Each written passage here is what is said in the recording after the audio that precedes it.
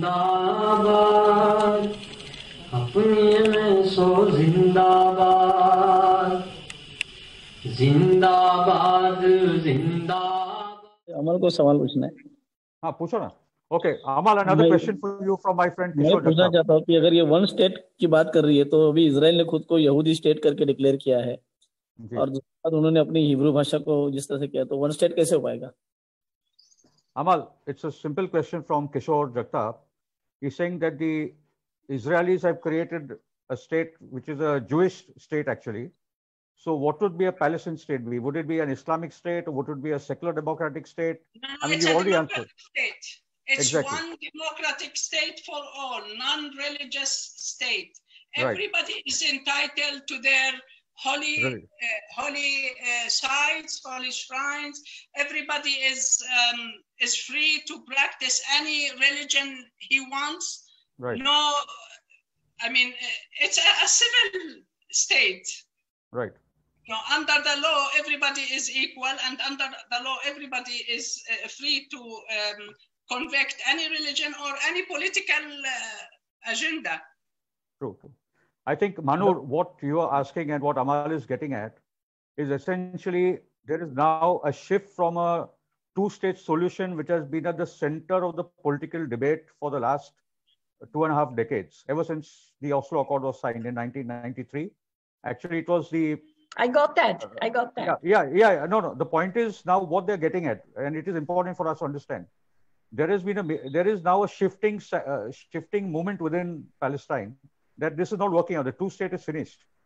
The established leadership is for a two-state solution, but the movements arising from below are now talking about a one-state solution. Along with that, the crisis in the region, the weakening of the Palestinian struggle on the top of the agenda. So I think there is a new phase that we need to all understand together, which Amal is helping us to understand as to where this is now going. So there is no easy answers at this stage. And I think what she spoke was very important, that the Palestine aligned to the resistance in the region of Lebanon, Syria, Iraq, Iran, Yemen. You know, these are the resistance forces. Yes, This is how this region is going to liberate itself. So I think that's where we are right now. And that's why we are reaching out to global solidarity groups so that we can build up an international, a global public opinion regarding the solution of one democratic state in Palestine for all the people, except for the military and for the Zionist factions. We have but type sometimes people, let me explain this briefly. There are like 55% of the components of the Zionist entity who are coming from Arab state background. They are Arab Jews, exactly. More than 55%. And you know, the Ethiopians are being discriminated against exactly like the blacks in the USA. Same policies and same strategies that the US administration's using for the Black Americans, they use against the Ethiopians and against the Arab Jews whom they brought under false claims, sometimes by force. You know, that they planted the bombs in Baghdad. In Jewish areas like in Iraq, in Egypt, in Morocco.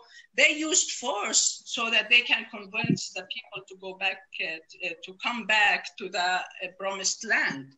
So the whole myth is collapsing under the current situation, under the changes that we are seeing regionally and globally.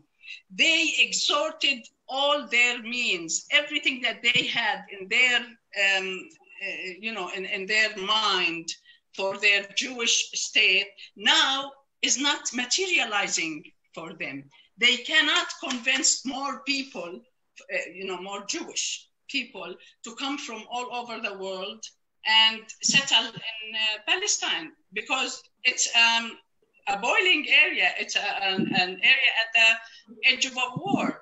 they cannot sacrifice their security and their lives just to come and live here. So this whole mythology of promised land is being actually challenged by some religious groups, like, for example, Naturi Karta. Naturi Karta is a very famous Jewish movement Exactly. who are against the state of Israel and who are supporting the Palestinians in their Amal, fight Amal. against the Zionist entity. Amal, I'd like to bring in Shahid Pradhan. He's been very, very key to our struggle in India and in the region. Shahid, can you hear me? Yeah, I can hear you. Yeah, Shahid, I'd like your comments, questions, whatever you want to say, please. It's your floor. Yeah, I think it's a great gathering. I greet everybody. Have a good day, everybody. We are gathered here with the solidarity to the Palestinian people. Right now, I was listening to Amal, and the idea of one nation theory is a great theory. If Firoz remembers, we had a great discussion maybe 10 years back. Right. And now, at that time, it was an idea which nobody was prepared to listen. But now it is getting that recognition all over the world. And what we say, the Palestinian issue should be decided by the Palestinian people rather than people coming from outside, from the UN or anybody else. So the one nation theory is somewhere where the Palestinian will decide which type of government they want. As Kishore asked what type of government it would be, it is the people who have to decide it. Nobody from outside, nobody from anywhere else has the right to impose anything on the Palestinian people. They could be Jewish, they could be Christian, they could be Muslim, and they could be of any religion. And it is their right to decide. But unfortunately, for the last more than 70 years, they have been struggling, and because of the decisions made from outside. Shahid, just one. My battery is going to go out. I can't run my mobile anymore. So I would request Shahid to coordinate because I'm down to 1%. It's going. Okay, guys. Okay, fine. So Shahid, you please run. You can put me to co-host, and Shujat is there online. Sujat, can you please handle the meeting, please? Okay. तो charge कर जल्दी power bank नहीं जी किशोर भाई क्या बोल रहे थे नहीं ना बात करें I have a follow-up question to Chirag. Is that okay? Yeah, please. Yeah. Okay. Thanks. Amal, following up on both of the last two questions, again, the one-state solution. Do you have a conception of what a one-state could look like, a democratic state could look like? Because, the situation is, of course, rather different from most other places. It's a colonizer and it's a colonized. It's an occupier and it's an occupied. And the population is roughly equal.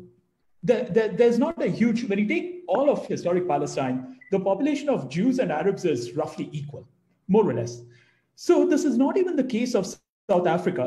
This is not even the case of South Africa, where one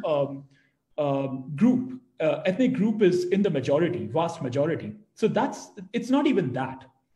So given that it will be two peoples, roughly the same population, living in the same land, trying to create a democratic state, what do you think that could be? Because I imagine the Palestinians would not trust a Knesset which is dominated by Jews and vice versa. Yeah. Right? So do you have a conception of what a democratic one state could look like in terms of its makeup? It may have to be a little different, possibly, from other historic examples that we have. So is there anything you can share with us? Well, there are some similarities actually between us and South Africa regime, the white apartheid regime that ruled Africa for decades and centuries. The only thing that could happen here is to dismantle. You have to dismantle the composition of this apartheid regime that was based on war, and on military, on security, and that was based on a myth. So you cannot have a democratic state for all the people. regardless of their religion or their background or ethnicity, with the current regime. This regime, this racist apartheid regime, has to be dismantled exactly as it happened in South Africa. Now, you can, the problem with South Africa that they abolished the political apartheid, but the economic apartheid is still ruling. And that's why the indigenous people of South Africa did not enjoy the political, the abolition of the political apartheid, because they are still poor. And what we are looking here is to dismantle the basics of this Zionist colonial apartheid regime and build another regime that preserves social equality for all and social justice for all. We don't want the white, Europeans to keep controlling the economy of the new state. No, it has to be controlled as well by the people, because Palestinians have also economy, and they have their own, although this economy is being challenged a lot, to the extent that it is altogether annexed to the Israeli economy. But what I wanted to say is Palestinians have this ability of running an economy. They have the expertise, they have the knowledge, they have everything to run this state together with other formation, together with other communities. I'm not saying that the Palestinians will rule everything, the Arabs will rule everything in this country, but it has to be done under the rule of law, under the constitution of Palestine for all. So the chance that we can have this needs a lot of work. And as I said at the beginning, you have to wipe out this apartheid system, this apartheid regime, so that you can build on top of that a new entity for all, a new regime for all together. But I'm telling you something, like what happened in South Africa. So many white South Africans left the country immediately after the political apartheid was abolished. They couldn't stand to be on equal foot with the indigenous people. And in Algiers, for example, when Algiers won the independent war, they have settlers, French settlers. In the Evian agreement between the French colonizing power and the Algerian liberation movement, there wasn't any article that says all French must leave the country. They didn't even mention that. But gradually, the French people, being under their supremacy of their race, they couldn't live in a liberated and independent state of Algiers. They left. What we expect to happen in Palestine as well is the same thing. Some of these supremacist white